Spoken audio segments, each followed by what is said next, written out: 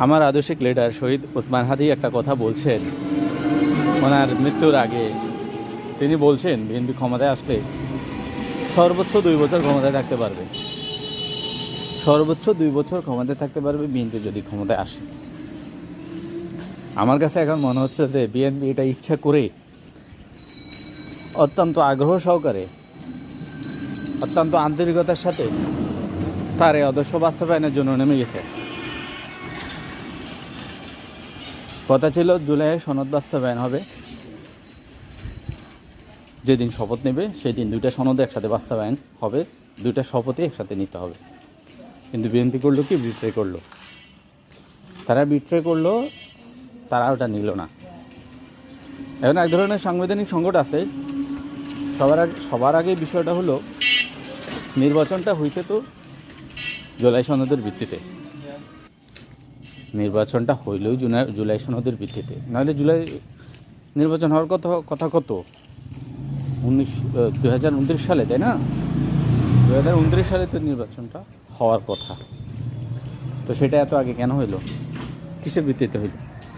জুলাই সনদের ভিত্তিতে হয়েছে। এখন জুলাইটাকে যদি অস্বীকার করেন তাহলে কি বলা যায় এটাকে?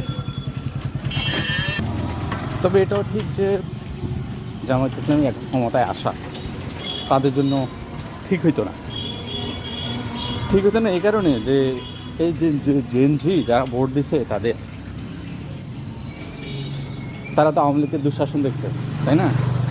তারা কি বিএনপির দুঃশাসন দেখছে? এটা তো দেখতে হবে। মানে জামাতকে লেজিটিমেট করতে গেলে তো এটা করতে হবে তাদের, এটা দেখতে হবে তাদের। একই সাথে জামাত ছায়া সরকার গঠনের মাধ্যমে জামাত এখন শিখে নিচ্ছে কীভাবে আসলে সরকারের যে জায়গাগুলো রয়েছে, অর্গানগুলো রয়েছে, এগুলো কীভাবে কাজ করে। এবং যেহেতু তারা দেশপ্রেমিক রাজনৈতিক দল, তারা এই জায়গাটাতে এই কাজগুলো শিখে আগামীতে যখন ক্ষমতায় যায় তখন তারা এগুলো ইমপ্লিমেন্ট করতে পারবে। তো এটা একটা ভালো জিনিস হয়েছে, খারাপ হয় নাই। ক্ষমতায় যেহেতু আসবে একটু সময় নিয়ে আসুক, একটু দেরি করেই আসুক, অসুবিধা নেই। এই হলো আসলে মূল কথা। এখন দেখা যাক সামনে কি হয়, আমরা অপেক্ষায় থাকলাম।